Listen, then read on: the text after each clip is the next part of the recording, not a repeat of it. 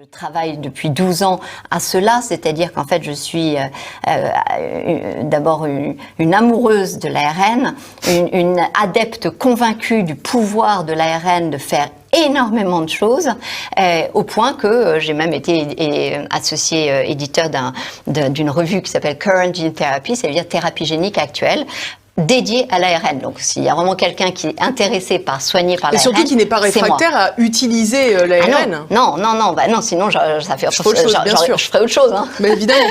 Donc, non, mais ça c'est important aussi parce que c'est pas une question dogmatique. Mais bien entendu, ni sur les vaccins, ni sur l'ARN. Au contraire, je veux dire, moi, je suis extrêmement malheureuse de ce qui se passe parce qu'effectivement, en revanche, parce que je connais l'ARN, parce que je connais tout ce toute cette littérature, tout le potentiel, l'administrer à des individus sains me paraît effectivement de l'ordre de la folie.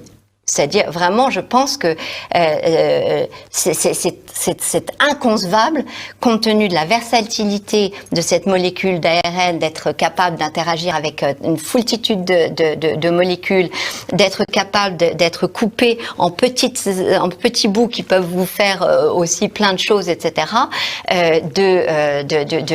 L'utiliser sur des individus sains, c'est pour moi pure folie. D'ailleurs, il n'existe pas.